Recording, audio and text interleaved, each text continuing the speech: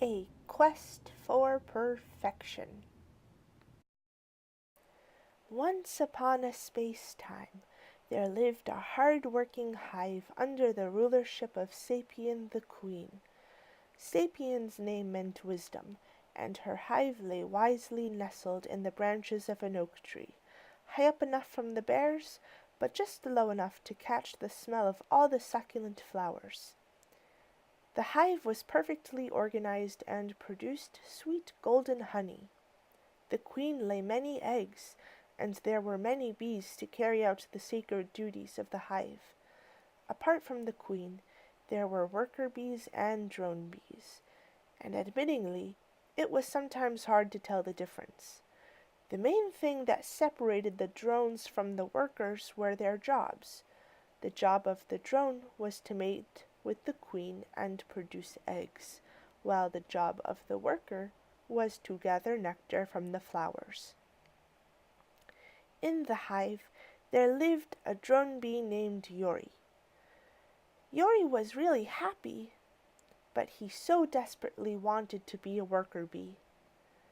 Yori's name meant trust, so while he really wanted to gather nectar from flowers, he trusted in the job that he was assigned to at birth.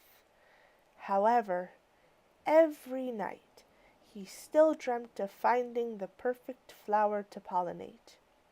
He wanted to bring it to Queen Sapien to confess his undying love for her and the hive. Yori considered the perils the worker bees faced.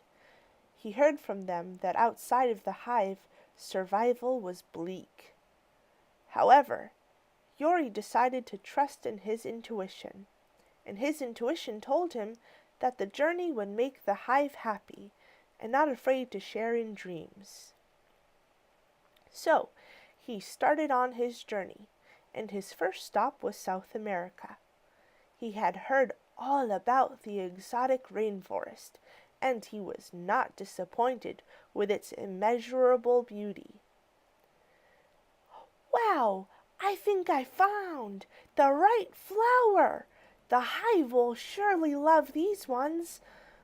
Blue, yellow, and with 10 petals. Wow! These flowers are definitely the perfect ones." However, Yori's heart began to hurt. He knew that there was more to see. Anyways, he was in search of the one true perfect flower. How could he know which flower was the one true right perfect one when there were still so many left? And so he continued his journey on to Africa. When Yori arrived to Africa, after making it through the dangerous Atlantic currents, he was amazed by the setting sun over the savanna plains. The next morning, he found a beautiful yellow flower atop a prickly green cactus. "Oh my!" said Yori.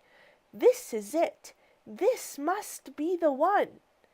It was as dazzling as the sun itself.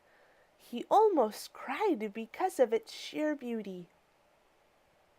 However, a headache started to pulse through his brain, and he said to himself, "Of course there are still many others that could be the one true perfect flower." So he continued on to Europe. Yori's journey found him in the rough ranges of mountains, where caps of snow grazed the tops of giant pointy rocks. This doesn't look like a friendly place for a flower to grow," he remarked. After long hours of searching, Yori found a precious pink flower nestled in between two rocks. "Ooh, wow! So resilient and pretty. This flower has captured my heart. Surely Queen Sapien will approve." However, Yori heard the inner voice of his queen, and it said to keep going. Well, why not? I'm already halfway through the story. I may as well continue on to the unknown lands of Asia. When he arrived at the seemingly perfect spot with waterfalls, Yori exclaimed, "The wonder! What a miracle I've made it this far! It looks like an exquisite paradise." All this time, I knew I just had to trust in the queen.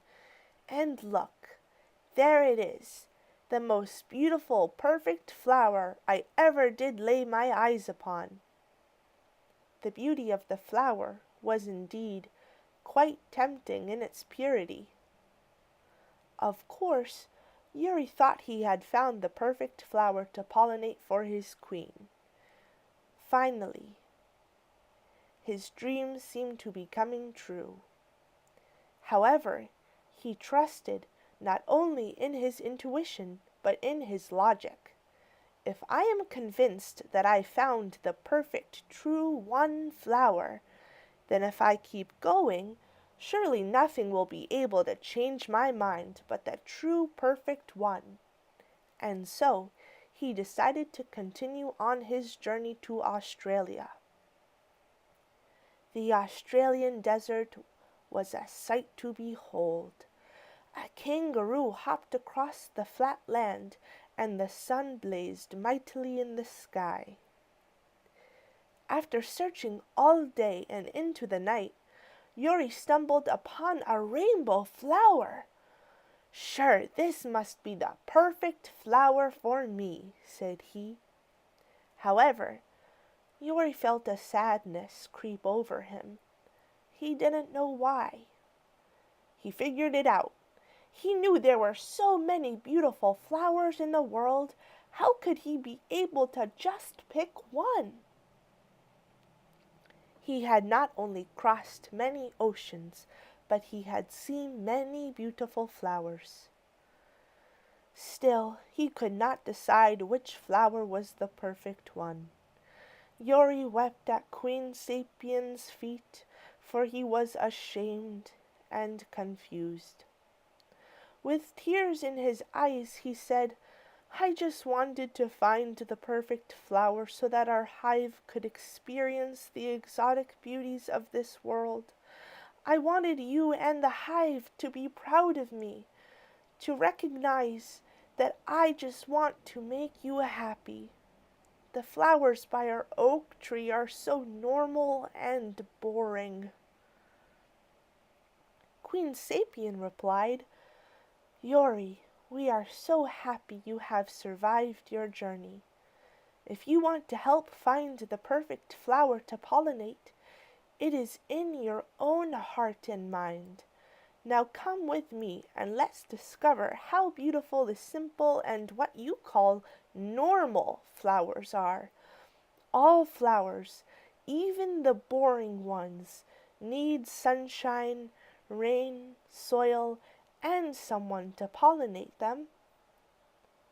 The end.